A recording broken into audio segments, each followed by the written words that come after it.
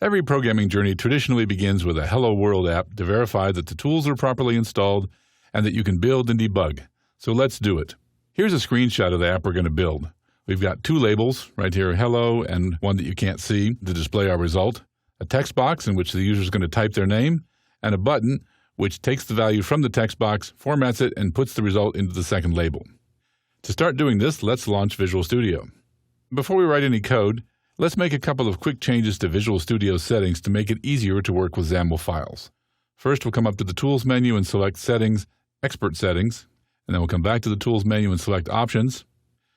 Scroll down here to the text editor, select XAML, select Formatting, select Spacing, and select Position each attribute on a separate line, and make sure the Position first attribute on the same line as the Start tag is selected. And then we'll click OK.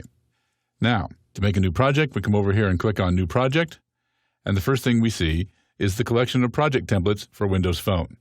For our Hello World app, we're going to select Windows Phone Application Template from the Silverlight for Windows Phone section under Visual C#. And we'll call it Hello World, and click OK. The next thing you see is the new Windows Phone application dialog. This allows you to select which target Windows Phone version your application is designed for. Only if you have an existing Windows Phone application in the marketplace and you know you have customers that have the original Windows Phone OS should you ever change this. Windows Phone OS 7.1, which was also codenamed Mango, is the Windows Phone operating system that is primarily out there in the marketplace right now, so every time we come through this dialog, we're simply going to click OK. Once the project opens, you'll see the designer here in the left pane and the XAML here in the right pane. In order to make it more properly formatted for our course, we've done two things. First, we've taken the Solution Explorer and clicked this little push pin so that it automatically hides itself. And then each time we do it, we're going to come over here and shrink down the visual of the phone in the designer surface and move this over here to the side so that we can more easily see the XAML section because that's where we're going to be doing most of our work. In order to make it easier to work with the XAML, we're going to click here in the XAML side of the designer, come up to the Edit menu, select Advanced, and Format Document. That makes each one of these attributes show up on a separate line, and it makes it much easier for us to see all of the attributes for each item in the screen. So the first thing we always do when creating a new app for Windows Phone is to set the application title and the page title. Microsoft has a collection of rules about what should be capitalized, how to punctuate sentences, and format on-screen text. We've included the full set of the rules as a downloadable free exercise file. As we build our application, the first thing we're going to do is set our application title, and the rules for that, it should be always uppercase. So here we're going to enter Hello World, and then we come to our page title, which should always be lowercase for every page, and here we're going to enter Welcome. And that's actually enough for us to try our first iteration, so let's press F5 and launch the app in the Windows Phone emulator.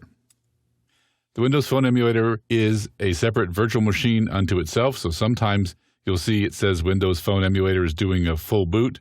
In this case, it just fires it up, shows the little splash screen, and here's our application. Once the emulator boots up, you can see also that Visual Studio switches into its debug configuration, and your app appears in the emulator on the screen. When the app launches, you'll see the app name and the page name and a small line of numbers running down the right-hand side of the simulated screen. These are diagnostic information which will only be displayed to you on your emulator or device while debugging, including frame rates and some other things regarding memory, which will help you optimize your application before you submit it to the marketplace. To exit your app, you can either click the back button or you can click the stop button in the Visual Studio debug toolbar over here. Right now, we'll click the back button and Visual Studio will stop. And now it's time to make our app actually do something meaningful. We need to add the app equivalent of reading text and writing it back out. You know, what every Hello World application you've ever written has done. Now, we're going to do this by adding some more stuff to the XAML, but we're going to be using the designer to do this. Microsoft started building XAML as an XML-based layout language nearly 10 years ago as a successor to Windows Forms, with the goal of creating a universal and adaptable layout tool for enterprise applications as well as browser-based applets. This was a big goal which eventually created a large and complex tool with many knobs and dials. In this course, we're going to stick with the essentials and use the visual layout tools provided by Visual Studio. When you're ready to dig deeper into XAML, you can take the Silverlight 3 Essentials course and the Silverlight 4 What's New courses here on lynda.com. So the way we do that is we're going to drag things from the toolbox into our designer. And we go and open the toolbox and we see, the toolbox is overlaying our entire designer. So we need to come back here and move this divider a little bit to the right so that the design surface is available to us. And the first thing we're going to do is we're going to drag a text block, which is XAML's name for a static label, onto the design surface. Now you can see we can only see a small portion of the design surface, but that doesn't make any difference because no matter where you drag things from the toolbar, it's simply going to drop them where you let them down, and then you use the mouse to position it where you want it. Now you can see here that there are some orange grid lines to show you essentially where is the right spot to put your content. You can't put your content all the way to the edge of the screen because there's a minimum size area where it can detect finger touches. And we're also going to zoom the designer a little bit bigger so that we can see exactly what we're doing. So now we're going to take this text block and make it the entire width of the screen. And then we're going to come back over here to the XAML side and adjust some of the properties. In this particular case, we're going to adjust the text attribute, which is what controls what text is being shown in there. And we're going to put in, hello, what's your name? And then we're going to add a text box where your user can type in their name into the app. So we're going to grab a text box. Again, doesn't matter where we drop it because the first thing we're going to do is put it where we want it. Follow those design grids again here. And you can see it automatically spreads to go the entire width of the screen. We're going to come down here on the XAML side and edit the text attribute again of the text box here and make that empty because you don't want to prompt the user and ask them if their name is text box. And then we're going to add another text block, which is where we're going to put our output, the equivalent of our console in the Hello World arena. And again, one more time, come down here, set the text attribute to empty. And finally, we're going to drag a button and position that roughly in the middle of the screen. And for buttons, the caption in a button is in the content attribute. And so here in this content attribute, we're going to say hello. Now, we've got all the controls we need on the screen, so now we need to write a little code in order to make the app actually do something. So the easiest way to do that is to double-click on the button in order to be able to enter the code behind. So you'll see that Visual Studio automatically created a click handler, which is invoked when the user taps your button. So here we're going to enter text block 2, which is the second label we put on the screen, and set its text attribute to text box 1, which is the place where we typed in the name and its text attribute. And we're going to put a string greetings at the front of it. And we're going to put an exclamation point just to be friendly at the end. And now we're ready to go. So we're going to press F5.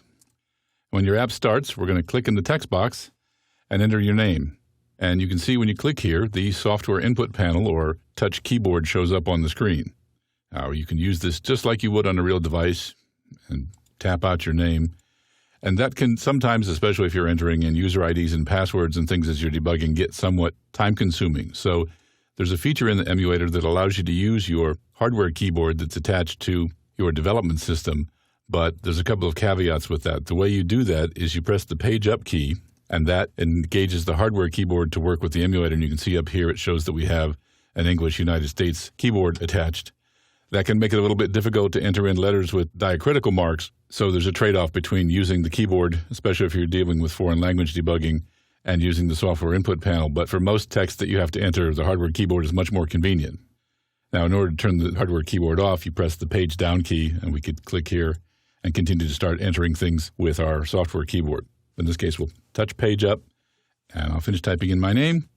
And now I'm going to click the Say Hello button, and you can see there we've taken the text from this text box, combined it with our format strings, and put it there into our second text block, making our app do Hello World. So now we have a clear example of being able to get information in, run some code, and get some information out.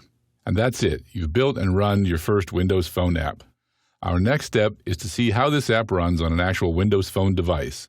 So we're going to then install the Zune software so we can connect up to a hardware device and see the same Hello World application running on an actual device.